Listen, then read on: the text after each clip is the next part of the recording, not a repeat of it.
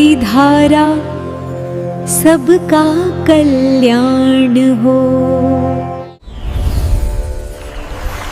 आप देख रहे हैं एच सीरीज भक्ति धारा। जय श्री राम श्रोताओं, अब गरुड़ पुराण की मैं अब आगे की कथा सुना रहा हूँ, तो सुनिए।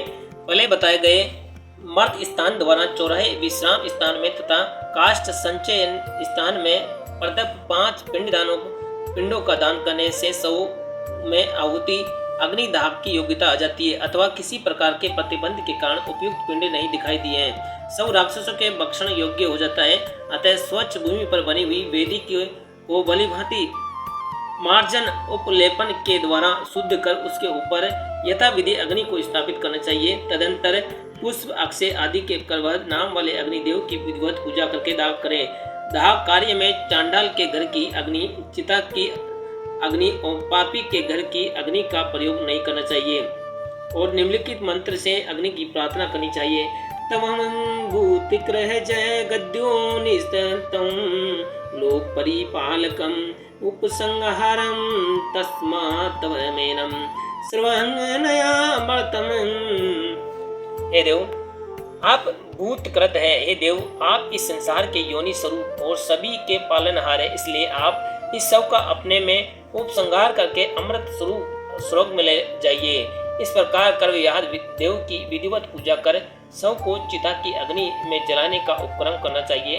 जब शव के शरीर का आधा भाग उस अग्नि में जल जाए तो उस समय क्रिया करने वाले व्यक्ति को निम्नलिखित मंत्र का उच्चारण करना चाहिए।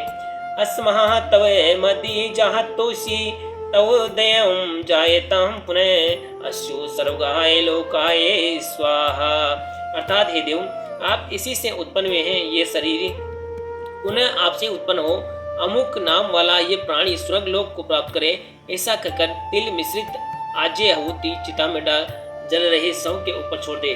उसके बाद भाव वियल होकर उससे आत्मीय जन के लिए रोना चाहिए। इस कर्तव्य को करने से उस मृतक को अत्यधिक सुख प्राप्त होता है। दाह क्रिया करने के पश्चात अस्थि संचयन क्रिया करनी चाहिए। एक खगराज दाह की पीड़ा की शांति के लिए प्रेत पिंड विदान करें। तत्पश्चात वहां पर गए हुए सभी लोग चिता की प्रदक्षिणा करें।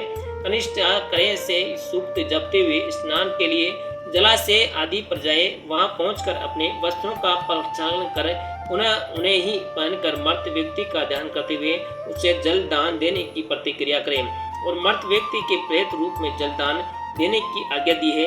ऐसी भावना करते हुए पुनः जल में मौन धारण कर प्रवेश करे और यथाधिकार एक वस्त्र होकर अपनी सिका खोलकर तथा अपसव्य होकर स्नान करे। ये स्नान दक्षिणी मुखी होकर अपना सौसु चद गम इस मंत्र वेद मंत्र का उच्चारण करते हुए करना चाहिए। उस समय स्नान करने वाले लोगों को जल का आलोडन नहीं करना चाहिए। तत्पश्चात किनारे आकर करके अपनी सिकाओं को बांध कर ले और सीधे कुश को दक्षिणाग्र करके दोनों हाथों में रखकर अंजलि से तिल युक्त जल लेकर पितृतीर्थ से दक्षिण दिशा में 1 बार 3 बार अथवा 10 बार भूमि पर पत्थर पर जल दान करे। इस समय तिलांजलि देने वाले परिजनों को कहना चाहिए कि हे अमुक गोत्र में उत्पन्न अमुक नाम वाले प्रेत, तुम मेरे द्वारा किए जा रहे इस तिलोदक से संतृप्त हो। मैं तुम्हें तिलांजलि दे रहा हूँ, अतः इसको ग्रहण करने के लिए तुम यहाँ पर उपस्थित हो। एक कश्यप पुत्र गरुड़ तत्पश्चात जल से निकलकर वस्त्र पहनकर स्नान वस्त्र को एक बार निचोड़कर पवित्र भूमि पर बैठ जाए। सवदाह और तिलांजलि देकर मनुष्य को अश्रुपात नहीं करना चाहिए, क्योंकि उस समय रोते हुए अपने बंधु बांधवों के द्वारा आंख और मुंह से गिराए आंसू कप को मरा हुआ व्यक्ति विवश होकर पान करता है। अतः रोना नहीं चाहिए, अपितु यथाशक्ति क्रिया करनी चाहिए। तदंतर योग्य पुनः संसार की अनित्यता को बताता हुआ मर्द के परिजनों को इस प्रकार उपदेश देकर शोक निवारण करने का प्रयत्न करे। मनुष्य का यह शरीर केले के वृक्ष के समान बड़ाई सारहीन एवं जल के बुदबुदे के समान क्षणभंगुर है। इसमें जो सार्थ तत्व को पूछता है वह महामूर्ख है। यदि पृथ्वी जल अग्नि आकाश और वायु तत्व है, इन 5 तत्वों से बना हुआ ये शरीर पुनः अपने किए हुए कर्मों के अनुसार उन्हीं 5 तत्वों में जाकर विलीन हो जाता है, तो उसके लिए रोना क्या। जब पृथ्वी समुद्र तथा देव लोग विनष्ट हो जाते हैं तो फेन के समान प्रसिद्ध ये मर्त्यलोक नष्ट नहीं होगा। इस उपदेश को सुनकर वे सभी परिजन सदस्य अपने घर को ले जाइए। पहले से घर के द्वार पर रखी हुई नीम की पत्तियों को चबाकर आचमन करे। तदंतर अग्नि, जल, गोबर, श्वेत सरसों, प्रवाल वृषभ तथा अन्य मांगलिक वस्तुओं का हाथ से स्पर्श करके पैर से पत्थर का भी स्पर्श करे और धीरे धीरे घर में प्रवेश करे। जो व्यक्ति विद्वान है वह अपने अग्निहोत्री परिजनों की मृत्यु होने पर उसका दाह संस्कार स्रोत की अग्नि के द्वारा ही यथाविधि करे। 2 वर्ष के कम आयु वाले छोटे बालक की मृत्यु होने पर उसको शमशान भूमि में गड्ढा खोदकर मिट्टी से ढक देना चाहिए। उसके लिए उदक क्रिया का विधान नहीं है। जो स्त्री पतिव्रता है, यदि वह मरे हुए पति का अनुगमन करना चाहती है तो धर्म विहित नियमों के अनुसार पति को प्रणाम करके चिता में प्रवेश करे।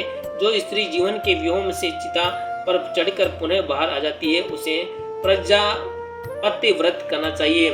मनुष्य के शरीर में 3.5 करोड़ रोए होते हैं। जो स्त्री पति का अनुगमन करती है उतने काल तक वह स्वर्ग में वास करती है। जिस प्रकार सर्प को पकड़ने वाला सपेरा बिल से सर्प को बलात् बाहर निकाल लेता है, उसी प्रकार पति का अनुगमन करने वाली सती नारी अपने पति का उद्धार कर उसके साथ स्वर्ग में सुखरूप निवास करती है।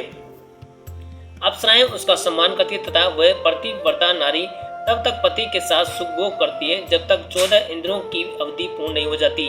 यदि पति ब्रह्म हत्यारा है, कर्तघ्न एवं मित्रघाती है तो हो, फिर वह साधव व स्त्री मृत्यु होने पर पति के साथ सती होकर उसे पवित्र कर देती है। पति के मर जाने पर जो स्त्री उसी के साथ अग्नि में अपने शरीर को भेंट कर देती है वह अरुंधति के समान आचरण करती हुई स्वर्ग लोक में जाकर सम्मान करती है। पति की मृत्यु होने पर जब स्त्री अपने को चिता की भेंट चढ़ा देती है तब तक वह स्त्री के शरीर से किसी प्रकार मुक्त नहीं हो सकती। जो भी स्त्री अपने पति के साथ सती हो जाती है वह पितृकुल, मातृकुल और पति कुल, इन तीनों कुलों को पवित्र कर देती है। जो स्त्री पति के दुख में दुखी, में सुख में सुखी और विदेश गमन में मलिन वसना क्रशाय काय तथा मृत्यु होने पर चिता में उसी के साथ जलकर मृत्यु का श्रवण करती है, उस स्त्री के पतिव्रता मानना चाहिए। पतिव्रता धर्म का पालन करने वाले स्त्री पति की मृत्यु हो जाने पर परतक चिंता में समान रूप होकर परलोक गमन के योग्य नहीं होती। क्षत्रिय आदि सभी सवर्ण स्त्रियों को अपने पति के साथ ही चिता में आरोहण कर परलोक सुख प्राप्त करना चाहिए। ब्राह्मण वर्ण की स्त्री को लेकर चांडाल वर्ण की स्त्री के लिए पति के साथ चिता में जलकर सती होने का विधान एक समान ही है। पति की मृत्यु के समय जो स्त्रियां गर्भ में रहती है, गर्भ से रहित है और जिनके छोटे छोटे बच्चे नहीं हैं, उन सभी को सती धर्म का पालन करना चाहिए। जय श्री राम। श्रोताओं, आगे की कथा मैं आपको कल के एपिसोड में सुनाऊंगा। तब तक के लिए बने रहिए हमारे साथ और देखते रहिए, सुनते रहिए भक्तिमय कथा, गरुड़ पुराण की भक्तिमय कथा। और चैनल को अपने मित्रों परिवार को जरूर शेयर करें और उसको फॉलो और सब्सक्राइब जरूर करें। जय श्री राम। एच सीरीज भक्ति धारा को सब्सक्राइब करें।